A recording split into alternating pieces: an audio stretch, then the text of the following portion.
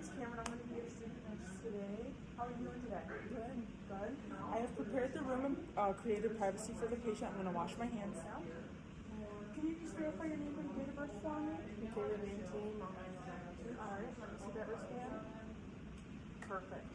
So the client appears to be the stated age. Her mood is appropriate to the situation.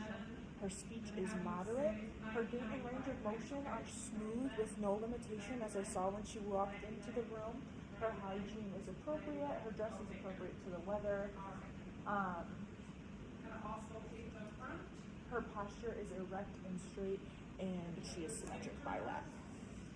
I am going to give you 4 words, and I'm going to kind of ask you to repeat them for me throughout the assessment. Blue dog wheel phone. Blue dog wheel phone. Yes. Alright. I would then take the patient's vitals. I would assume they're all in normal limits today, just for the sake of time. So we would move on to the head. The head is a normal cephalic shape. The hair seems to be evenly distributed through the head with no obvious scalp lesions. I'm going to palpate your sinuses. Is that okay? Okay. Do you mind your pain or tenderness? Nope. No. I'm going to palpate the temporal artery. And it is a +2 with smooth movement. And I'm going to then inspect her TMJ. Just open that for me. Any pain with that? No, and there's no crepitation. It's a smooth movement. See, that looks good. I am now going to test cranial nerve 7. Can you smile for me? Frown. How about your cheeks? And close your eyes really tight. Perfect. That just shows me that cranial nerve 7 is intact. I'm going to move on to the eyes now. Do you mind taking off the glasses for me? Perfect. All of the external eye structures, like the eyebrows and eyelashes, are all intact. They are all evenly distributed. There is no obvious skin lesions on her eyelids or anything like that. Her sclera is white and glossy. Can you pull down on your eyelids for me? And her conjunctiva seem to be pink and moist, which is exactly what we want. For the corneal light reflex, I'm just going to shine this in your eye.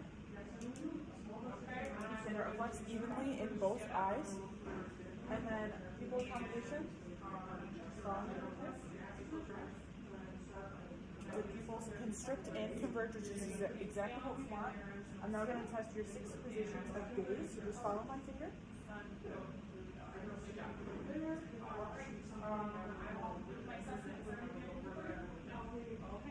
And that looks good. And that tested cranial nerve 3, 4, and 6, which are all intact. Can you read this sheet of paper for me? Yep, what does it say? Yale. Alright, perfect. That just shows me that cranial nerve 2 is intact. Can you repeat those words for me? Blue dog. Perfect. Moving on, we're going to look at the ears. Can you just tuck your hair behind for me? These are symmetric bilateral. Do you have any shyness when I touch your hair? Do you have one here? No? No? I'm going to look at your ear. Can you have your close? Yes, I do. There. I'm going to go behind the patient and do a whisper test. I'm going to whisper 3 letters or numbers to you, and you're just going to repeat the back word, okay?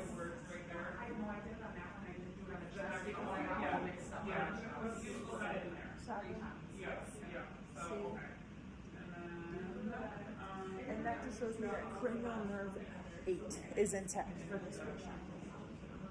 Alright, moving on, we're going to go to the nose. Her nose is symmetric and midline on her face. Can you just move your head up for me? Just going to look at her for light. Her turbinates and mucosa are pink and moist, and her septum is straight. Can you close your eyes for me? And can you smell that? Alcohol? Exactly. And that just shows me that her cranial nerve 1 is intact.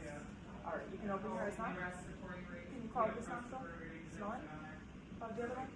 Smell it? And both of her nares are beaten, which is good. And we will move on to the mouth. Oh, her lips are pink and moist. Can you open up for me? Her hard palate is white with irregular rugae. And her lip content, her soft palate is pink and moist. Her buccal mucosa is pink and moist. Put on your lip for me. Her gums are pink. Her teeth are white and straight. Alright, open your mouth for me. Stick your tongue. Say ah. Alright, and that shows that cranial nerve 10 is intact, and then just stick out your tongue right now. The tongue is midline on the face with no tremors, and that shows me that cranial nerve 12 is intact. I would then do a gag reflex test, which would show us cranial nerve 9. That's not indicated today, so we will not be doing that. Moving on to the neck. The neck is symmetric. The trach is midline of the throat. I am going to palpate the carotid process on both sides. And they are a +2 and smooth movement. I would then go in and auscultate with the bell of my stethoscope. For the sake of time, I'm not going to do the full time, but I will show you where I go. So I go for that base on both sides.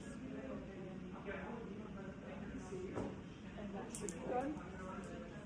I'm not going to perform neck range of motion. This is going to be cranial nerve 11 with the shoulder shrug. So can you just turn your head to the left? Right. Down. And then touch your ear to your shoulder. And then can you shrug your shoulders and turn distance? Perfect. That just shows us that cranial nerve 11 is intact. Alright, so we are now going to move to the back of the client.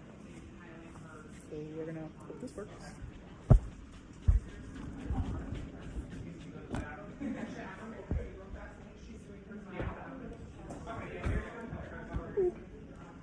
Okay.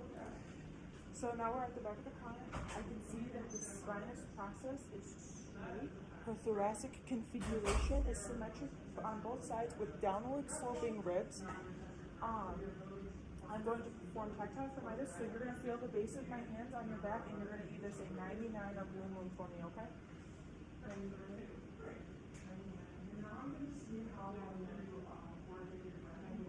And I felt vibrations all the way down, which is good. I would then listen with the diaphragm of my stethoscope. One full inhale and one full exhale in each of the 9 pairs. For the sake of time, I'm not going to, but I'll show you where I go.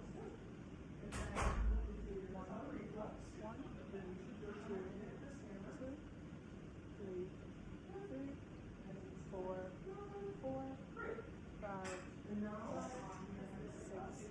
6, 7, 8, 9. And then that should be all good. I'm now going to move to the front of the patient. Can you repeat those words for me? Blue dog, wheel fall. Perfect. All right. So I've moved to the front of the patient now, and I would do the anterior chest and lungs. So her respiratory rate I would have got earlier from her vitals. It was about 18. And I can tell that her breaths are unlabored, clear, and even. I would check her skin tumor by pinching a piece of skin above the clavicle. And it is less than 3 seconds, it goes right back down. I would then listen to the 5 pairs on the anterior chest, 1 full inhale and exhale per position. For the sake of time, I'm not going to do that, but I'll show you where I go. With the diaphragm of my stethoscope.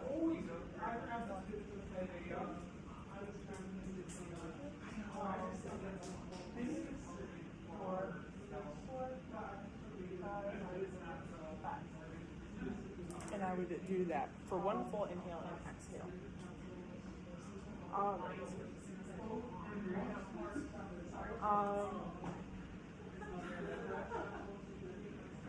We are going to move on to the upper extremities. So both upper extremities are symmetric. The hair is evenly distributed. Can I touch your skin?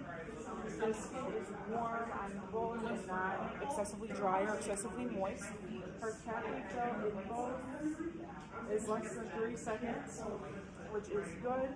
Can you grab my hands for me and squeeze? Good, good. She has symmetric strength in both of her hand grasps.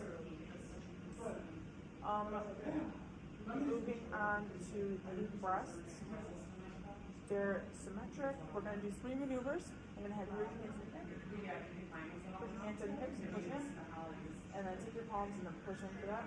The breasts move up. There's no retraction or anything. If indicated, I would palpate the breast for any retraction or lumps, but that's not indicated today, so that is okay. All right. Moving on, we're going to do the jugular vein distension. So just lay down straight for me. We're going to kind of move this closer. So I'm on the patient's right side. I'd have her look to the left side, and I can see her vein right here. I'm going to move the bed up at a 45-degree angle, and I'm going to watch it kind of disappear.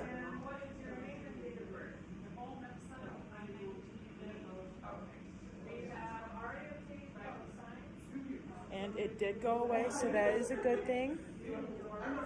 I am now going to kind of lower the bed to a 25 to 30 degree angle and go through the heart. And from first glance, the pericardium seems to be okay. There's no heave or obvious lift. I'm going to palpate for her apical impulse. I've did this for a minute, but for the sake of time, I'm not going to. It would be on the 5th intercostal space, mid-clavicular. And I actually can feel her apical impulse right there, which is completely normal. Just some people, you can't feel it. I would then listen there with the diaphragm of my stethoscope for a full minute for the sake of time. I'm not going to do that. Same spot, 5th intercostal space, mid-clavicular. I would then do the Z pattern to listen for any murmurs or S3 or S4. So I would listen with the diaphragm and the bell of my stethoscope. For the sake of time, I'm not going to do the whole thing, but I'd show you where I go. So first, with my diaphragm, I would do aortic, pulmonic, Erb's point, tricuspid, mitral, and then I flip to my bell and do mitral, tricuspid, Erb's point, pulmonic, aortic. And then to clarify, I am standing on the patient's right side. All right, I'm going to lower the bed flat for you, okay? I'm just going to check out your abdomen. Lift up that on that shirt for me. All right, so I can tell that her contour is flat, the umbilicus is midline, there's no obvious pulsations or anything like that. Do you have any pain anywhere on your abdomen? No? I am going to listen for bowel sounds using the diaphragm of my stethoscope. I'd expect to have 5 to 30. And I would listen from right lower, right upper, left lower, kind of like in a square. So for the sake of time, I'm just going to show you.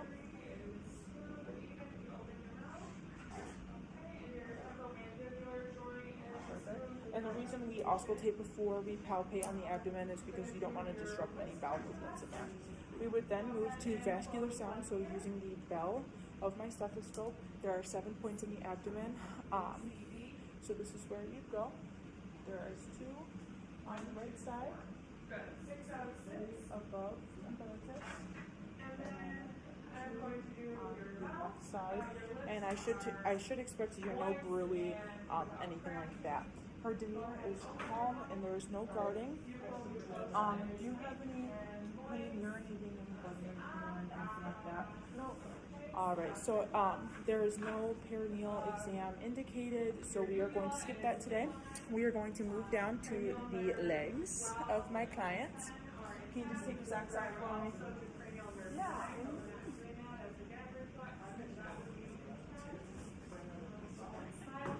Okay. So, if you don't mind, I'm going to touch your legs.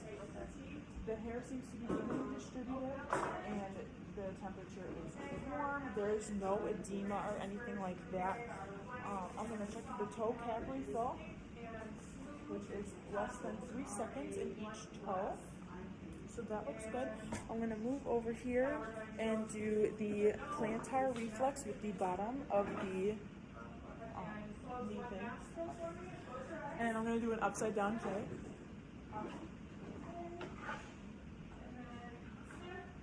And it seems like this patient just doesn't have a reflex, which is completely normal and okay. Some people just don't have it. I'm now going to do the foot push, so just push against my hands for me.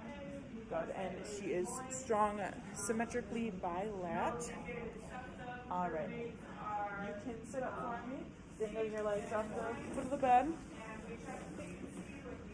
All right, so for the next 4 exercises, you can close your eyes for me. Okay. Give me your hands. One finger in my kitchen. One finger in my kitchen. Pointer. One finger in my kitchen. Middle. So she has her position sense is intact. I am then going to do her sensation test.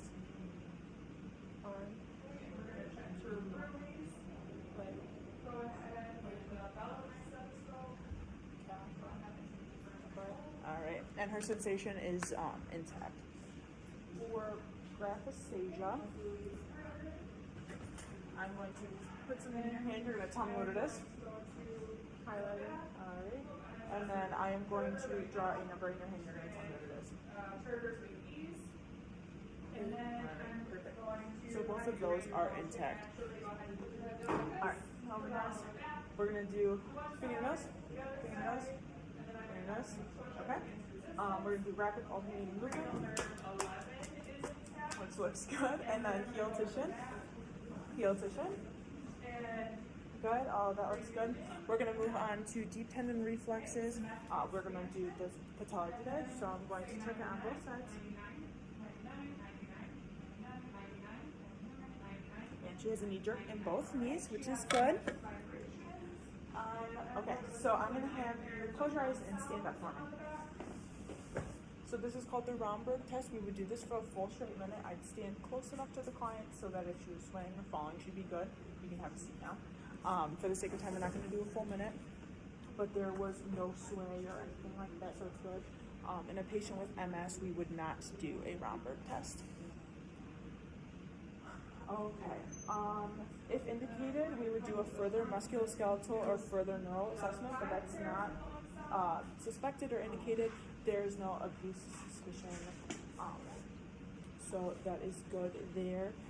Well, thank you for your time. Is there anything else I can grab you? No? Now you're good? All right. I would wash my hands and then document my findings.